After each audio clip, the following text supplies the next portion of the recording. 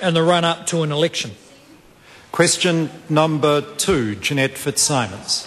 Mr. Speaker, my question is to the Prime Minister and asks, did he discuss with Kevin Rudd the report from the Australian Treasury entitled Australia's Low Pollution Future, the Economics of Climate Change Mitigation, that says economies that defer action face higher long-term costs as global investment is redirected to early movers? And if so, what implications does he see for New Zealand? The Honourable Prime Minister. Mr. Speaker, on behalf of the Prime Minister, no, I did not discuss that report with the Prime Minister of Australia. Supplementary. Jeanette Fitzsimons. Why is it that while the Australian Treasury now understands that acting promptly to address climate change brings prosperity and a host of Green New Deal jobs, he has given into pressure to set up a time-wasting review with the terms of reference that questions whether we should act at all, and which has created yet another year of business uncertainty and lack of investment in solutions? The Honourable Bill English. Supplementary. Mr. Speaker, on behalf of the Prime Minister, he did discuss with Prime Minister Rudd the importance of a successful Copenhagen climate change conference in December to decide on the post-Kyoto framework, and they also discussed the desirability of harmonising to the greatest extent possible the emissions reduction regimes in both countries. Charles Chauvel. Thank you, Mr. Speaker. Isn't the real reason for the Prime Minister's government's foot-dragging on climate change policy revealed by the Prime Minister's reference in an interview with Mr Ian Wishart in this month's Investigate magazine to the need to, quote, have flexibility so that if the science deteriorates and the climate change sceptics are right, we have an ability to alter the impact on our economy? The Honourable Bill English. Mr. Speaker, on behalf of the Prime Minister, I think the member can understand how much uncertainty there is around the climate change policy process. The Australian government isn't exactly clear where it's going. The world carbon price is very difficult to predict, and the effect of recession on carbon emissions is also very difficult to predict. And the Prime Minister is wisely making sure people understand the government retains the flexibility to adapt to those circumstances. Point of order, Charles Chauvel. Mr. Speaker, my supplementary question was very clearly directed to a quote that the Prime Minister gave about the science and whether or not it deteriorates and the climate change sceptics are right. The answer had nothing to do with the science and everything to do with the economics, sir. I ask you to ask the Minister to answer the question. As I heard the Honourable Member's question, it was seeking an opinion, and often when the member seeks an opinion, you may not get the exact answer the member is seeking. Jeanette Fitzsimons. The Prime Minister, will he... Order. The member will show a senior member of the House some courtesy as she seeks to ask a question. Thank you.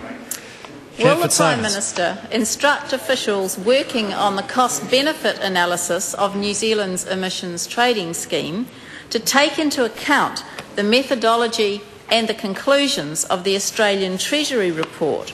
Or will oversight of that analysis be left entirely to those in his government with extremist views on climate change? The Honourable Bill English. On behalf of the Prime Minister, my understanding is that the cost-benefit analysis the member is referring to has been commissioned by the Select Committee, and so it will be subject to their oversight, and I would imagine any such analysis would draw on credible sources. Supplement. Point of order, the Honourable Trevor. Mr. Speaker, in a somewhat jocular way, I probably inappropriately interjected before, but can I ask you to clarify the ruling that you have just made as to whether a minister holds a view previously expressed is a matter of opinion for that minister or just a matter of fact? I think when government policies change, it can hardly be described as being a matter of opinion. The Honourable Member knows that in asking a question you cannot necessarily get the answer the member might want. That has been very clear for many years in this House. And when a minister is being asked to confirm or asked their view about a statement. They are seeking an opinion and cannot be too prescriptive about an answer. Now, I think that matter has been dealt with, and I invite Jeanette Fitzsimons to ask her supplementary question.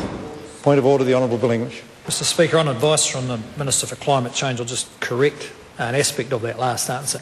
The cost-benefit analysis is in fact being commissioned by the government for the Select Committee, but the same direction applies, and that is they should look to credible sources.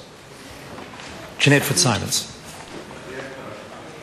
Is the Prime Minister satisfied that the Jobs Summit did not mention in its proposals the benefits of investing in emissions reduction through energy efficiency and renewable energy, despite worldwide evidence that they are job-rich and cost-effective?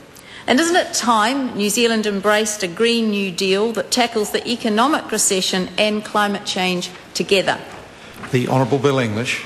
Mr Speaker, on behalf of the Prime Minister, no, I'm not disappointed about the Jobs Summit not prioritising that particular policy proposal because it put up a number of other quite constructive proposals the government is going to work through. But that does not prevent the government from investigating the kinds of stimulatory activities that the member is referring to. Jeanette Fitzsimons. Has he studied the economic stimulus packages of the United States, France, Germany, Denmark, Spain, Australia, Korea, China or Mexico, some of which are actually called a Green New Deal?